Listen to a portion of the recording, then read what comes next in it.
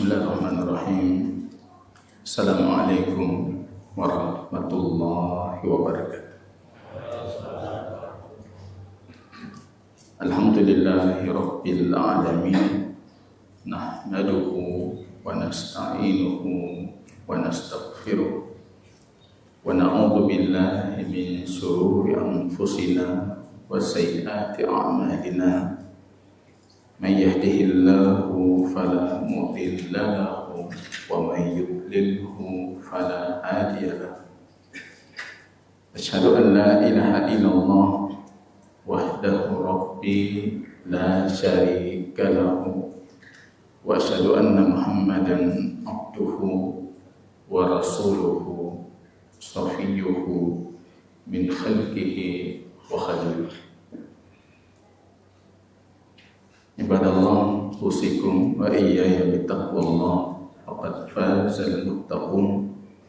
Haitsu yaqulu rabbuna jalla sya'nuhu fi muhkami tanzilihi, ya ayyuhalladzina amanu ittaqullaha haqqa tuqatih wa la tamutunna illa wa antum muslimun. Kaum muslimin dan muslimat sidang jamaah salat maghrib yang dimuliakan oleh Allah Subhanahu wa ta'ala.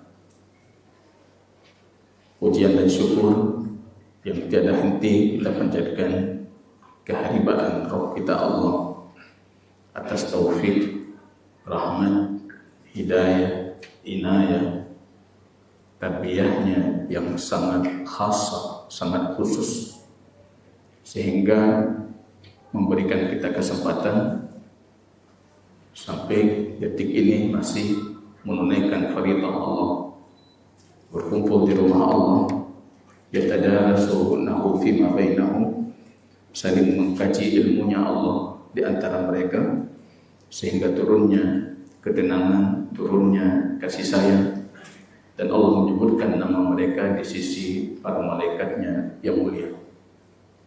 Ini nikmat luar biasa jamaah berada dalam majelis ilmu.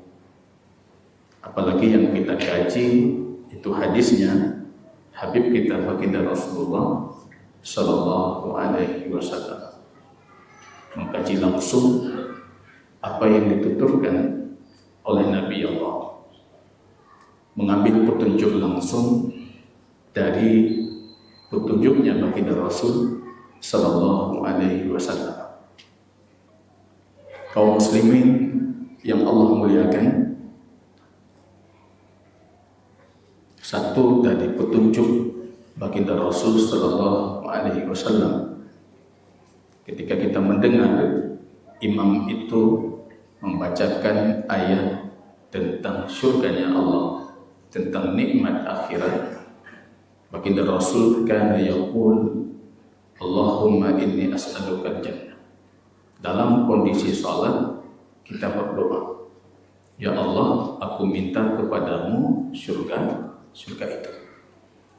Kalau seperti tadi di rakaat kedua menceritakan tentang azab, tentang neraka, tentang dahsyatnya makanan dan minuman penduduk neraka, maka baginda Rasul petunjuk beliau itu mengatakan, Allahumma inni a'udzu bika minan nar.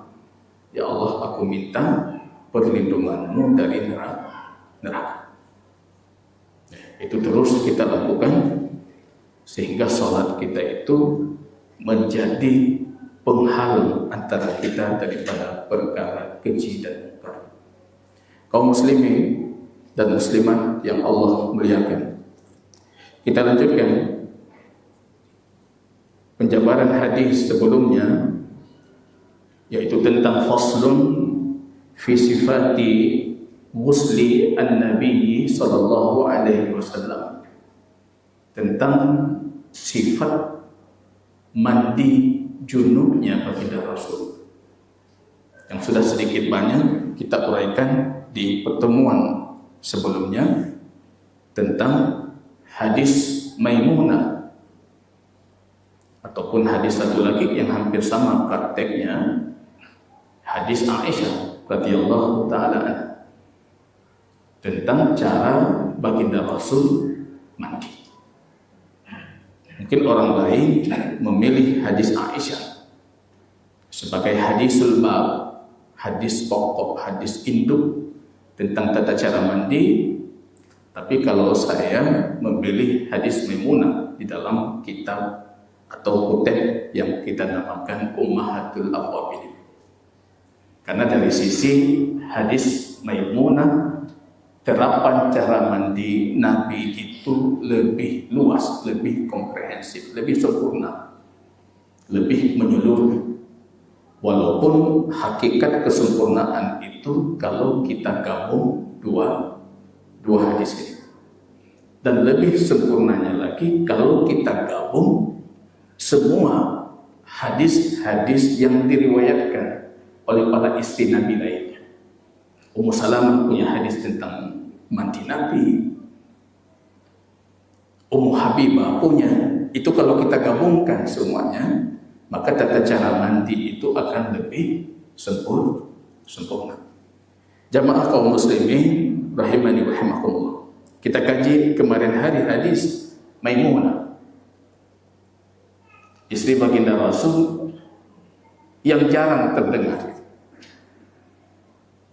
Bahkan hampir banyak dari kita kalau kita bertanya yang menentuku tentang Maimunah, selain namanya saja Maimunah, yang terdepu fitnah adalah Maimunah. Padahal baginda Rasul dalam hadisnya mengatakan al-akhawat al-mu'minat arba'. Wanita mukminah bersaudara yang hebat itu takdirnya cuma 4. 3-nya anak Haris, Maimunah bintu Haris, zaujin Nabi sallallahu alaihi wasallam. Salma bintu Haris, istrinya Hamzah, paman Nabi. Satu lagi istrinya paman Nabi Al-Abbas, Ummul Fadl bintu Haris. Ini 3 bersaudara. Satu lagi wanita yang tidak kalah hebatnya, Ummu Umais, istri dari Ja'far, janda yang dinikahi oleh Abu Bakar, janda yang dinikahi oleh Ali. Ummu Umais bintu, ini kata Rasul, saudari seibu dari Maimunah bintu Umais. Ayahnya Umais bukan Haris. 4 saudari mukminat yang dipuji keimanannya oleh baginda Rasul. Yang pertama itu Maimunah, sabiqat al-awwalin, termasuk di antara orang yang sangat terdahulu masuk Islam. Bahkan dari kecilnya sudah masuk Islam. Tadi menikah, suaminya wafat dan dinikahi oleh baginda Rasulullah sallallahu alaihi wasallam. Ini hadis ini jamaah kaum muslimin, sedikit kita uraikan kembali kesimpulan dari hadis. Beliau mempersiapkan untuk baginda Rasul kebutuhan bersucinya Rasulullah. Dan ini sah saja selalu kita sebutkan, ini boleh di dalam agama kita dan tidak menunjukkan kesombongan. Kalau sekiranya ada orang yang menyiapkan kebutuhan kita bersuci, walaupun bersuci itu latar belakangnya ibadah. Rasul seringnya punya Anas ibnu Malik, itu yang mempersiapkan kebutuhan bersuci. Anas, kebutuhan air Anas. Cuma beberapa hadis yang kita dapati, Abdullah ibnu Abbas juga pernah ditunjuk sebagai orang yang mempersiapkan air bersucinya Rasulullah sallallahu alaihi wasallam. Apalagi dalam hubungan suami istri, ini penting. Karena wanita hari ini kadang-kala salah mengambil kesimpulan. Karena di luar itu digaungkan jargon keluarga patriarki. Akhirnya terbawa isu-isu patriarki itu. Ngei kelaku hanti cok ni. Keluarga kita bukan patriarki, keluarga kita bukan patriarki. Padahal ini maksudnya muasyarah bil ma'ruf. Wa ashiruhunna bil ma'ruf. Berinteraksi dengan kebaikan. Ini sah-sah saja, saling tolong menolong di dalam rumah tangga. Kita laki-laki juga harus seperti itu. Kadang kita yang bermasalah ini yang sering jak kajian. Ketika pulang dengan istrinya, rupanya tidak memperlakukan muasyarah bil ma'ruf. Khairukum li ahli, kata Nabi. Yang paling baik dari kalian itu yang paling baik kepada keluarganya. Bukan ketika Anda berbuat baik untuk orang lain. Saya pun kau pilih perumuh nomor sekian. Padahal Rasul mengatakan khairukum li ahli wa ana khairukum li ahli, dan aku yang paling baik untuk istri. Yang sengaja mukadimah nyale urinang jali. Bukan apa yang jali urinang mengatakan ceramah. Ini jamaah kaum muslimin rahimani wa rahimakumullah. Apa yang dilakukan oleh baginda Rasul di dalam mempraktekkan cara mandi? Baginda Rasul sallallahu alaihi wasallam mulai dengan mencuci kedua tangannya sampai pergelangan tiga kali istighfar. Untuk wudu berlaku, untuk mandi juga berlaku, dengan cara menuangkan air dari bejana. Karena main celok je. Dia menuangkan air untuk menjaga kesucian air. Kemudian baginda Rasul sallallahu alaihi wasallam melanjutkan dengan membersihkan kemaluannya, area lubuk dan kukulnya. Kelikut begitu.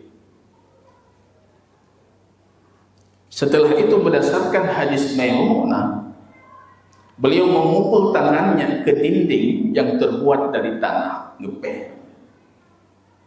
Dalam satu riwayat 3 kali. Membersihkan tangannya dengan debu. Ini bisa dianalogikan dengan sabun atau pembersih lainnya. Yang intinya barangkali ada hal-hal yang menjijikkan atau kotor di tangan, ketika kita membersihkan kemaluan, itu kita bersihkan sebelum kita lanjutkan untuk mandi. Kemudian baginda Rasulullah sallallahu alaihi wasallam dilanjutkan oleh Maimunah mengatakan beliau berwudu seperti wudunya untuk salat. Sempurna wudu. Ini tata cara mandi sempurna, dimulai dengan wudu. Banyak hikmahnya yang disebutkan oleh para ulama. Di antara hikmahnya takhfif al-hadas. Karena ini mandi junub, mandi menghilangkan hadas besar. Dengan wudu kita kecilkan atau kita minimalisirkan dulu hadasnya. Apa ubud hadas ini? Tidak perlu kita berpikir untuk apa kita berwudu, sebentar lagi kita mandi. Nah, itu kita mana wudu. Lakukan saja. Karena baginda Rasul sallallahu alaihi wasallam melakukannya seperti itu. Berwudu baginda Rasul sallallahu alaihi wasallam. Karena ini mandi junub yang akibatnya hubungan suami istri. Dalam petunjuk yang lain baginda Rasul mengatakan, man arada ayyu'awid zawjata. Orang selepas dia berhubungan, dia ingin mengulang kembali melakukan hubungan suami istri tersebut, maka hendaknya dia berwudu. Jadi menyenang rencana ulang-ulang katanya wudu saya. Jangan lanjutkan mandi. Itu banyak manfaat dari sisi medis, nanti tinggal dicari saja. Tapi yang kita bicarakan dari sisi syar'i. Ada hormon katanya keluar ketika kita melakukan hubungan jima. Prolaktin kah hormonnya? Ada 7 hormon. Salah satu di antara hormon itu ketika keluar mani kita ketika kita berjima menyebabkan kita itu futur, lemah. Hati senang, tapi badan lemah. Dengan kita mandi atau menyentuh air, apalagi mandi, itu edaran darah dan tekanannya makin meninggi dan suplai darah ke otak pun makin terpenuhi, makin semangat, makin tinggal. Lepas dari itu kita dapat sunnahnya Rasulullah. Hubungan suami istri tapi dapat pahala, mandi dapat pahala. Itu faedah dari kita berilmu. Yang mana oleh buat mana sifat, tapi hanya pahala. Kita mandi setiap rentetan kita mandi satu. Tata cara mandi itu semuanya bernilai pahala. Tapi kalau Anda ingin menyudahi jima'nya, tidak melanjutkan, berarti setelah berwudu lanjut proses bersuci dari hadas. Kemudian baginda Rasul sallallahu alaihi wasallam summa afadha ala jasadihil ma. Baru beliau menyirami tubuhnya dengan air. Wa bada'a bima yaminihi, atau dalam hadis yang lain, wa kana yuhibbu at-tayammun aw yu'jibuhu at-tayammunu fi tahurihi wa fi sya'nihi kullihi. Beliau suka mulai dengan bagian kanan. Kalau siram airnya, siram bagian kanan dulu, nanti baru kiri. Semua yang berhubungan dengan bersuci, petunjuk Rasulullah itu mulai dengan yang kanan. Semua yang berhubungan dengan najis, kotoran, mulai dengan kiri. Jadi para ulama nanti berselisih sikat gigi belah tertambai. Siwa'ab belah itu lahun. Gosok gigi itu tujuannya apa? Kalau tujuan Anda menghilangkan kotoran, mulai bagian kiri. Ada yang sikat gigi menggunakan siwak, itu sunnah Rasul. Dia hanya ingin melakukan sunnah Rasul ketika dia berwudu atau ketika dia ingin mendirikan salat. Berarti tujuannya ini bukan menghilangkan kotoran. Maka mulai dengan gigi kanan. Apa itu pertemuannya Ustaz? Ini siapa yang mau dapat pahala sunnah lebih? Kalau nggak perlu juga Anda menjaga itu. Yang pintar, Pak. Saya tahu Anda ini orang sangat mencari pahalanya Allah. Kecil besar petunjuk baginda Rasul kita ikuti. Begitulah tata cara baginda Rasul. Penting nggak hal-hal seperti itu? Penting. Apalagi kita hidup di zaman umat Muhammad ini tidak tahu lagi kata disiplin. Anak disiplin, tertib disiplin nggak ada lagi gitu. Anak kitanya kayak pada porno. Padahal semua syariat kita rukunnya itu tertib. Saya dari semua kajian atau kajian lepas, bukan yang sudah ba'da salat, yang wajib saya hadiri tepat waktu itu cuma satu kajian, ibu-ibu di Long Raya. 2 menit telah kenang dulu. Antum barukan kajian lagi yang bukan. Kajian yang tepat waktu hanya ingat baca poh te kurung Ustaz. Tengah lu pegah apa kita tarik mikrofon poh te kurung Ustaz. Disiplin. Tertib ini. Kadang-kadang Kalau kita mengajarkan tata cara mandi untuk anak kita, satu-satu stepnya, langkahnya, setelah ini, setelah ini, secara tidak langsung anak kita itu kita ajarkan disiplin. Ini penting. Karena semua syariat kita itu tertib, disiplin. Hari ini kita harus belajar ke orang kafir tentang kedisiplinan.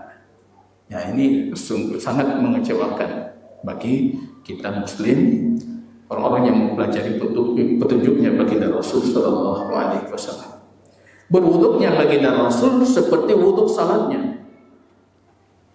Kemudian baginda Rasul dalam satu riwayat Aisyah, ini kalau kita gabungkan, kita jamak, rupanya sebelum menyirami bagian tubuhnya, baginda Rasul menyirami kepalanya. Itu lebih sempurna. Secara medis sudah diteliti, itu banyak manfaatnya. Apalagi kita, mohon maaf, akramakumullah, melakukan hubungan jima di malam hari, mandinya di waktu pagi dalam kondisi air yang dingin. Mata siram sabah badan juga. Jadi dalam hadis Aisyah disebutkan, beliau memasukkan fayudkhilul ma' ala usuli sya'rihi, memasukkan air itu ke sela-sela kepalanya baginda Rasul, ke dasar kepala dimasukkan. Dalam satu riwayat, wa hafana ala sya'rihi atau ala ra'sihi bi thalathi hafanat, menyiraminya 3 kali. Tata cara lebih sempurnanya, basahkan jari jemari kita, gosokkan ke bagian kulit kepala. Kagak lebih ulai kamangan, baru kita siram kepala. Salah hafanat 3 kali siraman. Itu cara paling sempurna. Secara medis pun badan anak dikijil, tengah malam bawah badan tersiram.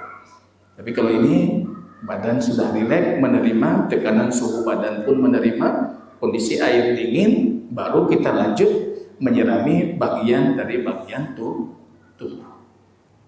Sungguh sempurnanya syariat kita. Agama lain anak jangan setanya.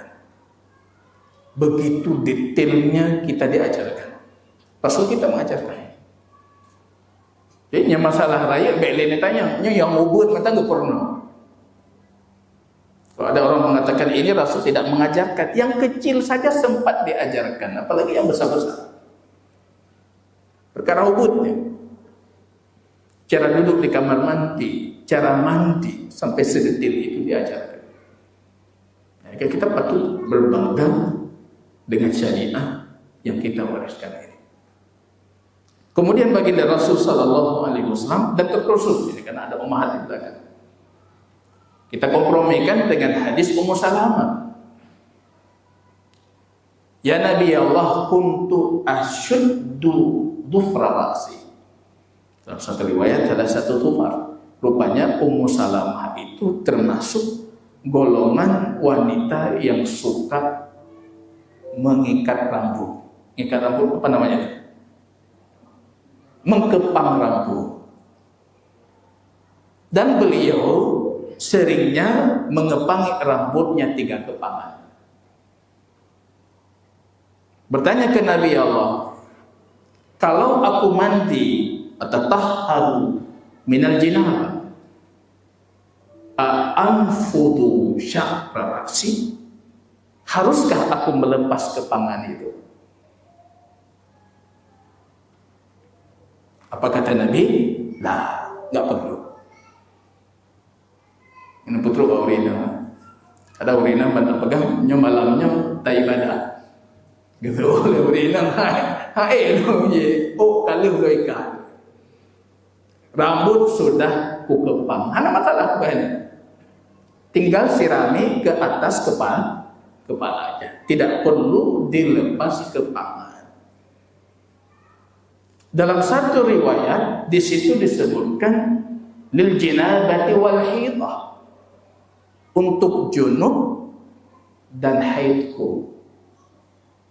Tapi perlu kita garis bawahi, tambahan kata haid itu syad, tidak mahfud, bukan tambahan yang diterima sebagai tambahan yang sahih.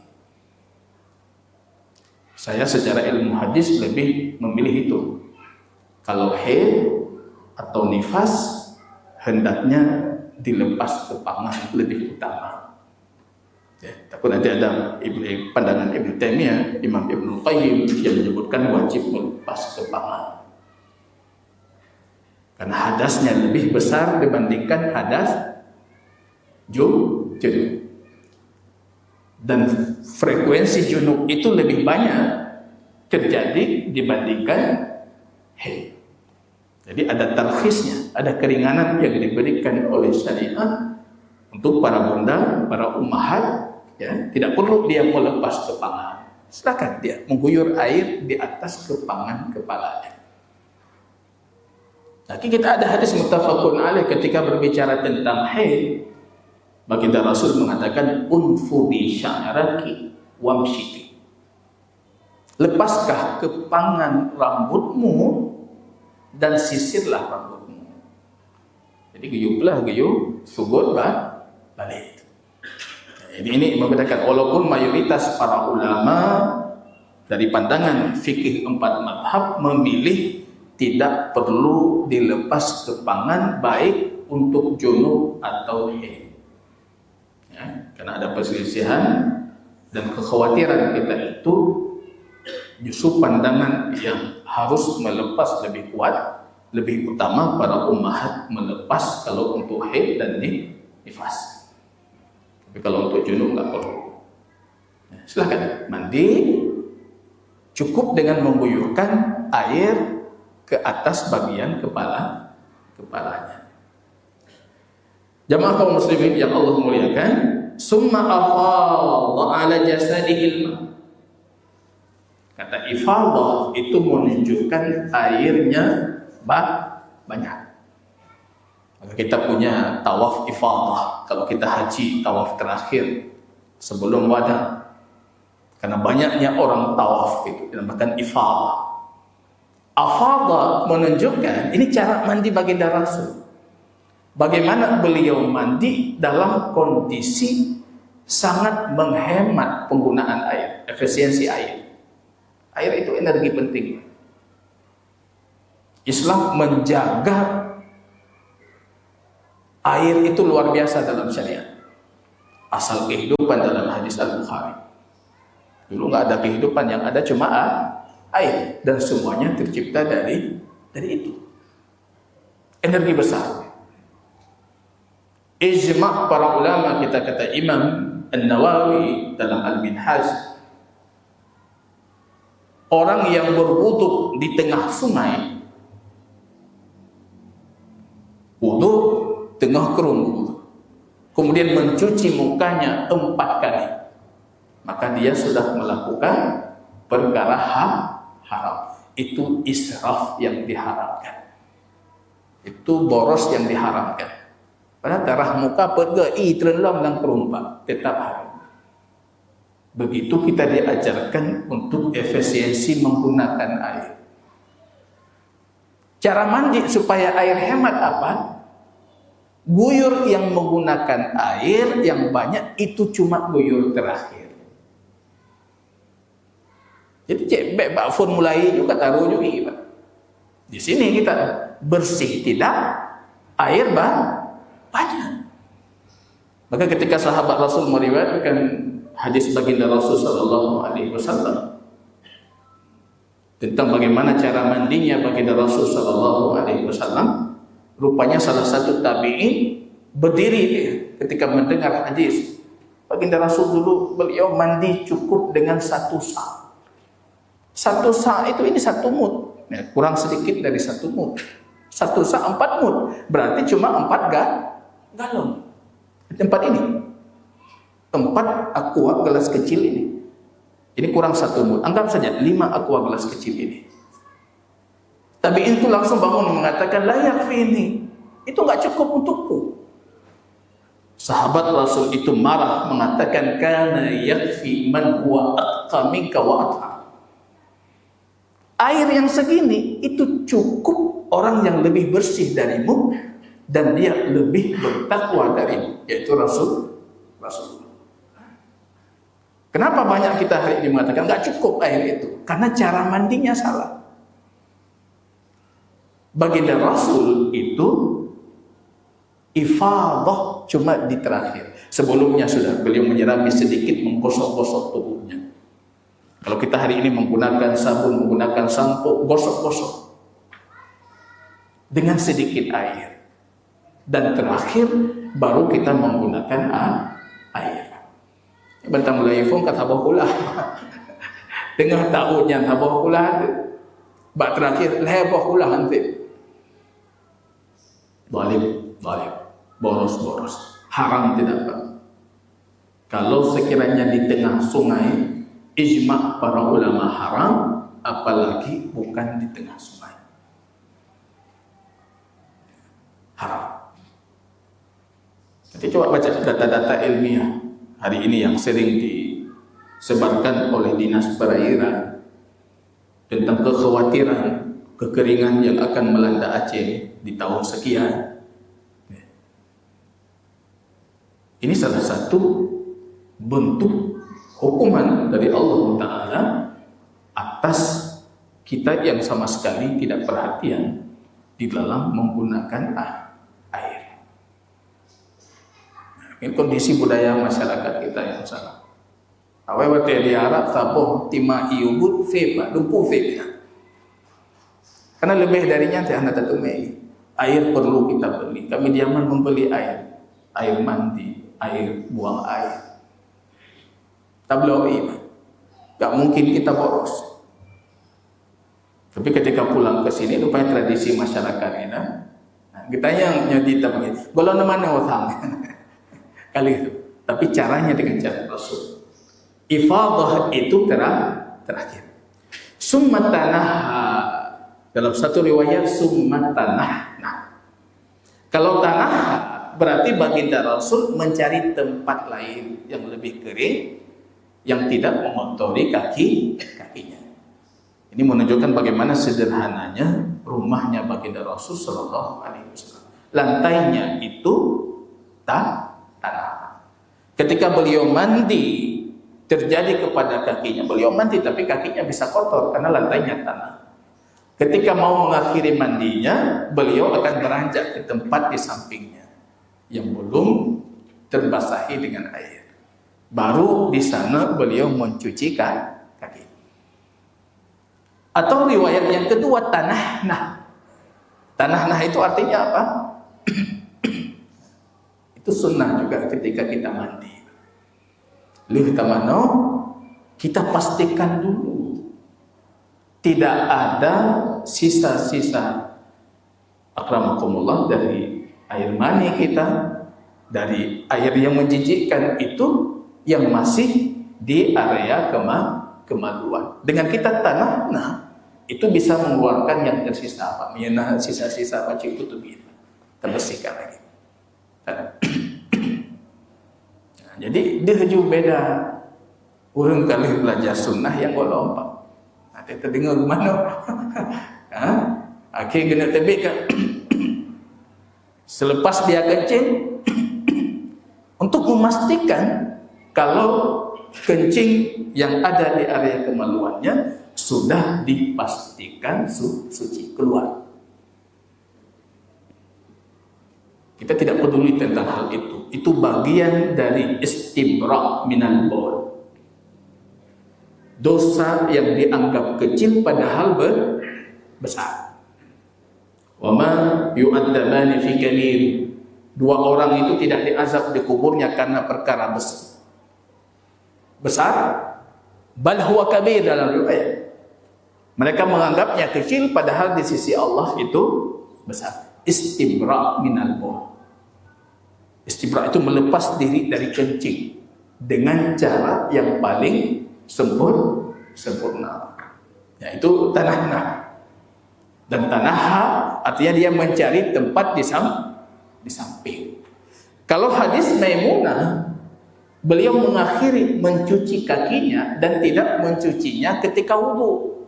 Jadi wudhunya wudhu salatnya, tapi tidak mencuci kakinya dicuci selesai mandi. Kalau hadis Aisyah, itu beliau mencuci kakinya langsung ketika beliau wudhu. Kenapa ini berbeda? Karena lantai rumahnya berbeda. Idih gelih haki, lih manong matang gelih haki, anak payah haki lih. Sedangkan di rumah Maimunah kakinya masih kotor. Maka beliau pindah ke samping, kemudian mencuci kakinya Rasulullah sallallahu alaihi wasallam. Summa tanaha faghassala qadamaihi. Kemudian Maimunah menyebutkan, maka aku datang kepada baginda Rasul sallallahu alaihi wasallam menawarkan kepadanya kain handuk. Kemudian baginda Rasul sallallahu alaihi wasallam menolak. Beliau tidak menerima handuk. Wa afadal ma biyadihi. Kemudian tubuhnya itu dihilangkan air dengan tangannya Rasulullah. Baca-baca itu pengajar. Terlepas ini sunnah atau tidak. Kalau jumhur mengatakan tidak ada masalah pakai anduk, tidak pakai anduk. Karena Maimunah tidak mungkin membawa anduk kecuali tradisi Rasul pakai anduk. Cuma kalinya tiga hanya pakai anduk. Menunjukkan kalau tidak mesti harus ada anduk. Ada juga sebagian para ahli hadis yang mengatakan ini asar ibadah. Ini sisa-sisa dari ibadah kita. Air kita berwudu, air kita mandi. Maka sejognya asar ibadah itu jangan dihilangkan. Tapi kurang cocok juga karena Rasul menghilangkan dengan tangan. Dijawab lagi oleh para ulama, menghilangkan dengan tangan tidak sama dengan menghilangkan dengan anduk. Ya, kalau Anda tidak menganggap ini bagian dari sunnah mandi, tapi kadang-kala kita melakukan seperti itu hanya ingin meniru Rasulullah. Ijib mana hanya pakai anduk, Pak.